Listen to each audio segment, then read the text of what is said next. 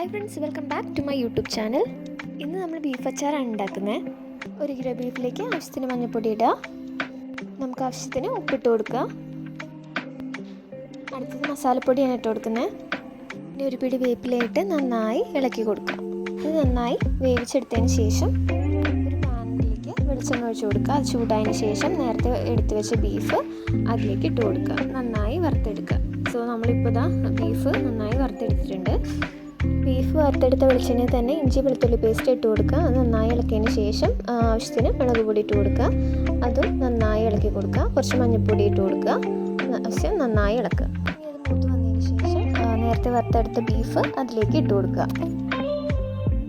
അത് നന്നായി മിക്സ് ചെയ്ത് കൊടുക്കുകയും വേണം. അടുത്തായി നമ്മൾ അച്ചാർ പൊടിയാണ് ഇട്ട് കൊടുക്കുന്നത്. 1 ടേബിൾ സ്പൂൺ അച്ചാർ പൊടി ഇട്ട് കൊടുക്കുക. അതിനുശേഷം നന്നായി ഇളക്കി കൊടുക്കുക. ഉപ്പിൻ്റെ ലേശം കുറവുണ്ട്, അപ്പോൾ കുറച്ചും കൂടി ഉപ്പിട്ട് കൊടുത്തു. ഇനി ഇതിലേക്ക് ആവശ്യത്തിന് സ്വർക്ക ഒഴിച്ചു കൊടുക്കുക. എന്നിട്ട് നന്നായി ഇളക്കുക.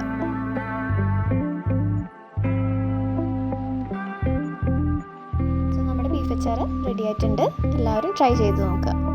ഇതുപോലുള്ള വീഡിയോകൾക്കായി നമ്മുടെ ചാനൽ ലൈക്ക് ചെയ്യുക, ഷെയർ ചെയ്യുക, സബ്സ്ക്രൈബ് ചെയ്യുക. Thank you.